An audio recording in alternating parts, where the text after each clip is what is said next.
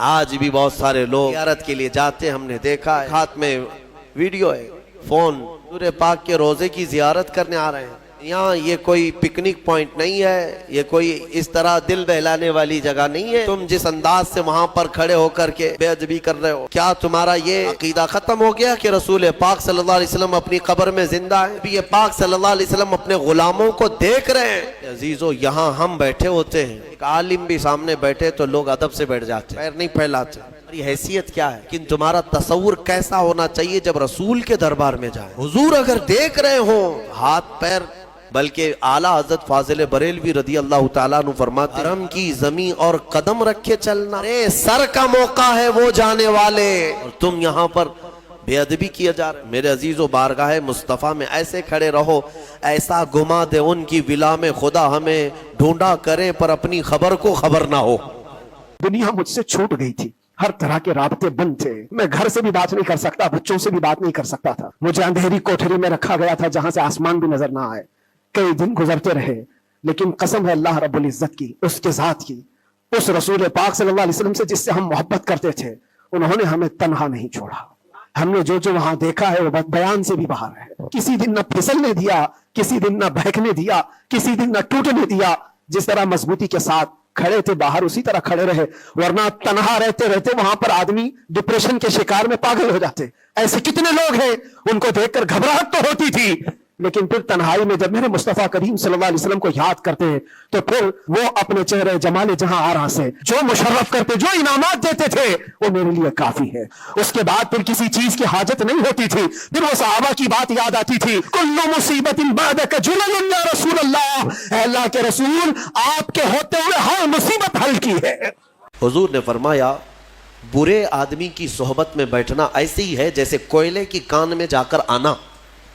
کوئلے کی کان میں اگر تم سفید کپڑا پہن کر کے جاؤ گے اور آؤ گے، نہ کوئلہ اٹھاؤ نہ کوئلے کی کان میں کام کرو، لیکن تمہارے جا کر آتے ہی تمہارے سفید کپڑوں پر کالک لگی جائے گی۔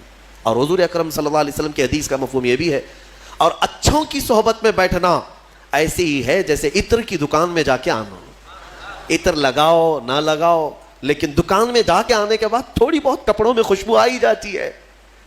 کیسی مثالوں سے میرے آقا نے فرمایا۔ اسی طرح دنیا میں تم اگر صالحین کی صحبت میں بیٹھتے اٹھتے ہو، اچھوں کی صحبت میں بیٹھتے اٹھتے ہو، تو اس کا اثر اتنا ہوتا ہے کہ قیامت کے دن جہاں وہ جا رہے ہوں گے، فرشتے تمہیں بھی وہیں پر بھیج دیں گے۔ عزیزان گرامی وقار، صبر اور سکون کے ساتھ جو حالات گزرے، اس میں سب سے بڑا کردار آپ سب کی دعاؤں کا ہے۔ مشائخ، سارے پیران اعظام، تمام سلاسل کے اور ہر مسجد کے امام اپنے محراب اور منبر سے جو دعا کرتے رہے، یہ سارا ذخیرہ میرے لیے اتنا بڑا ہے جس کو میں بیان نہیں کر سکتا۔ ہر ایک جانب سے دعائیں، عورتوں بچوں کی طرف منتیں، روزے، نے کیا کیا کر لیا۔ پھر مجھے اندازہ ہوا کہ صرف اپنے آرام اپنے راحت کے لیے پھڑپھڑانے سے کچھ نہیں ہوگا۔ رب تبارک و تعالیٰ چاہتا ہے کہ پوری امت مل کر کے اسیر کے لیے دعا کرے، اور اللہ تعالیٰ کو جب تک منظور تھا تمہاری دعائیں ہوتی رہی۔ بعض لوگوں کو یہ خیال بھی آیا، اتنی ساری دعائیں ہوئی، قبول کیوں نہیں ہوتی؟ ایک بات یاد ہو، پوری دنیا مل کر کھڑے ہو کر دعا کرے۔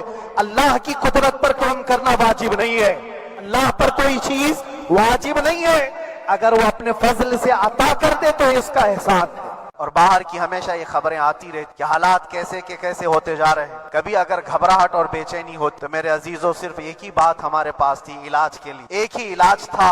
جب بے چینی بڑھ جاتی، اپنوں سے رابطہ نہیں ہو پاتا اور کسی کے خبر نہ پہنچتی، کھانے پینے کی تکلیفیں، رہنے سہنے کی مصیبتیں جب سر پر آتی، تو ایک ہی علاج تھا، ان کے نثار کوئی کیسے ہی رنج میں ہو، ان کے نثار کوئی کیسے ہی رنج میں ہو۔